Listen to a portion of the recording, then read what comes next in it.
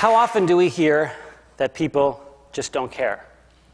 How many times have you been told that real substantial change isn't possible because most people are too selfish, too stupid, or too lazy to try and make a difference in their community?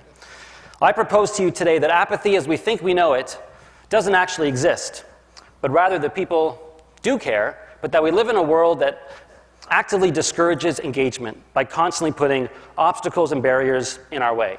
And I'll give you some examples of what I mean. Let's start with City Hall. You ever seen one of these before? This is a newspaper ad. It's a notice of a zoning application change for a new office building, so the neighborhood knows what's happening. As you can see, it's impossible to read. You need to get halfway down to even find out which address they're talking about, and then further down in tiny 10-point font to find out how to actually get involved. Imagine if the private sector advertised in the same way. If Nike wanted to sell a pair of shoes and put an ad in the paper like that. Now, that would never happen. You'll never see an ad like that because Nike actually wants you to buy their shoes.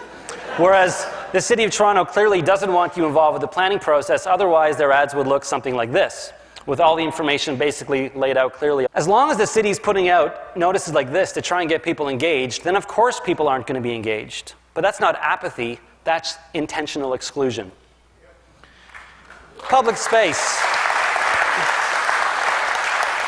The manner in which we mistreat our public spaces is a huge obstacle towards any type of progressive political change because we've essentially put a price tag on freedom of expression. Whoever has the most money gets the loudest voice, dominating the visual and mental environment. The problem with this model is that there's some amazing messages that need to be said that aren't profitable to say. So you're never going to see them on a billboard.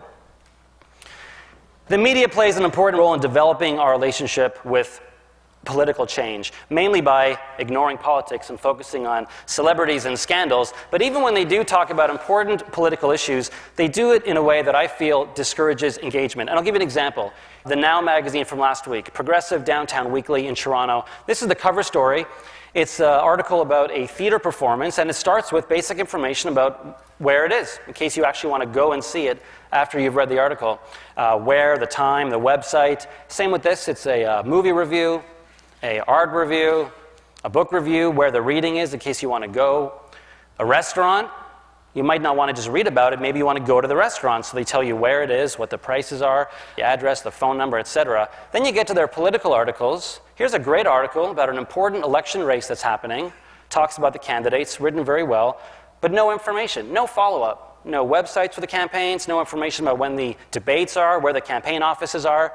Here's another good article about a new campaign opposing privatization of transit without any contact information for the campaign. The message seems to be that the readers are most likely to want to eat, maybe read a book, maybe see a movie, but not be engaged in their community. And you might think this is a small thing, but I think it's important because it sets a tone and it reinforces the dangerous idea that politics is a spectator sport. Heroes. How do we view leadership? Look at these 10 movies. What do they have in common? Anyone? They all have heroes who were chosen. Someone came up to them and said, "You're the chosen one. There's a prophecy. You have to save the world." And then someone goes off and saves the world because they've been told to, with a few people tagging along. This helps me understand why a lot of people have trouble seeing themselves as leaders, because it sends all the wrong messages about what leadership is about. A heroic effort is a collective effort, number one. Number two, it's imperfect. It's not very glamorous, and it doesn't suddenly start and suddenly end. It's an ongoing process your whole life. But most importantly, it's voluntary. It's voluntary. As long as we're teaching our kids that heroism starts when someone scratches a mark on your forehead or someone tells you that you're part of a prophecy, they're missing the most important characteristic of leadership, which is that it comes from within. It's about following your own dreams uninvited, and then working with others to make those dreams come true. Political parties, oh boy. Political parties could and should be one of the basic entry points for people to get engaged in politics. Instead, they've become, sadly, uninspiring and uncreative organizations that rely so heavily on market research and polling and focus groups that they end up all saying the same thing, pretty much regurgitating back to us what we already want to hear at the expense of putting forward bold and creative ideas. And people can smell that, and it feeds cynicism.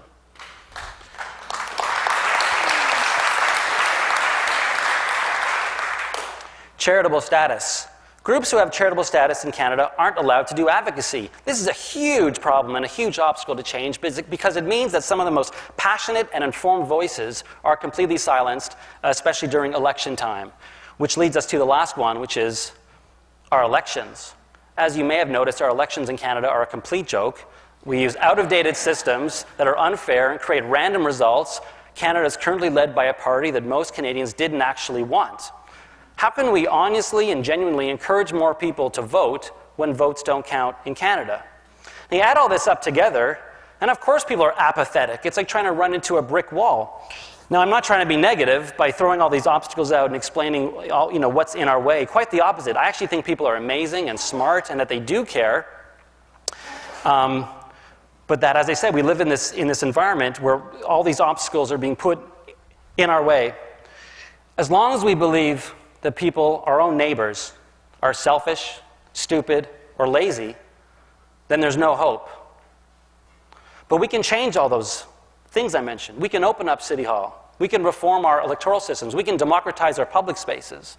My main message is, if we can redefine apathy, not as some kind of internal syndrome, but as a complex web of cultural barriers that reinforces disengagement, and if we can clearly identify what those obstacles are, and then if we can work together collectively to dismantle those obstacles, then anything is possible. Thank you.